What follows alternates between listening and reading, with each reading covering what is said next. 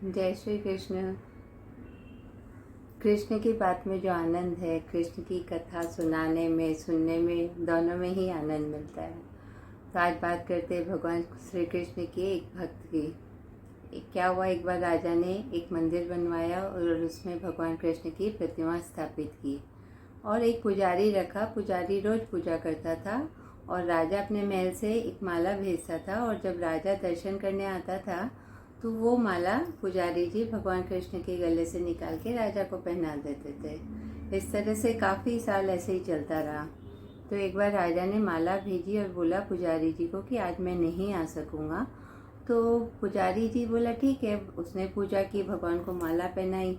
फिर जब शाम हो गई तो उसने सोचा कि अब इस माला का मैं क्या करूँ, रोज़ तो मैं राजा को पहना देता हूँ। तो उसने भगवान से कहा कि भगवान अब मैं वृद्ध हो चला हूँ तो आज मैं ये माला पहन लेता हूँ। तो उसने भगवान के गले से वो माला निकाल के खुद पहन ली। तभी राजा का सेवक आया कि भाई राजा आ रहे हैं। तो वो डर गया कि राजा उसे दंड देगा। उसने माला पहन ली तो उसने वो माला निकाल के फिर से भगवान कृष्ण को पहना दी।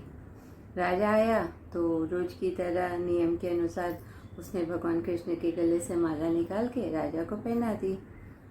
लेकिन राजा ने देखा माला में एक सफ़ेद बाल लगा हुआ है। तो राजा समझ गया इस पुजारी ने पहना है। तो उसने कहा पुजारी को, ये तुमने पहना? उसने बोला नहीं नहीं, मैंने नहीं पहना। डर गया पुजारी, झूठ बोला उसने। तो बोला इसमें बाल सफ़ेद हैं। तो बोला भगवान के ही बाल नहीं है। तो राजा बोला ठीक है, अगर तुमने झूठ बोला तो तुम्हें दंड मिलेगा और कल मैं भगवान का श्रृंगार करूँगा, देखता हूँ भगवान के सफ़ेद बाल हैं क्या। राजा चला गया। दूसरे दिन आऊँगा सुबह बोल के। अब जो पुजारी था वो उसने भगवान से प्रेयर की कि भाई भगवान मैंने झूठ बोला लेकिन दोबारा झूठ नहीं बोलूँगा, आप मुझे राजा के दंड से बचा लेना। ऐसे दुखी आंसू। और वहीं भगवान की प्रतिमा के पास वहीं सो गया पुजारी। अब सुबह हुई तो वहीं था पुजारी जी, तो वहीं सो रहे थे। उठे, राजा आ गया। राजा ने बोला कि मैं आज श्रृंगार मैं खुद करूँगा। तो राजा ने जैसे भगवान का मुकुट हटाया, सूर्य गले में जो वस्त्र थे ये सब हटाए तो देखे भगवान के पूरे बाल सफ़ेद हैं। तो राजा सोचा पुजारी डर के मारे बालों को कलर कर दिया होगा। तो उसने भगवान का एक बाल तोड़ा चेक करने के लिए। तो वहाँ से खून की धार बहने लगी। अब तो राजा एकदम डर भी गया और वो बोला कि ये मैंने क्या कर दिया। भगवान से माफ़ी मांगने लगता है कि मैंने गलती कर दी, ऐसा सोचिए कि पुजारी ने ऐसा किया। बहुत ही वो राजा भी आंसू से भरा हुआ था, भगवान से प्रार्थना कर रहा था।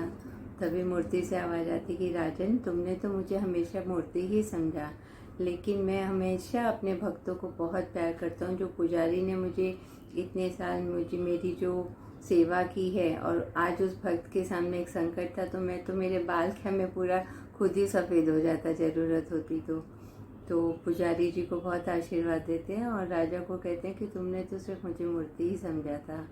इस तरह से भगवान भक्त के लिए कुछ भी कर सकते हैं। जय श्री कृष्ण। सबका मंगल हो।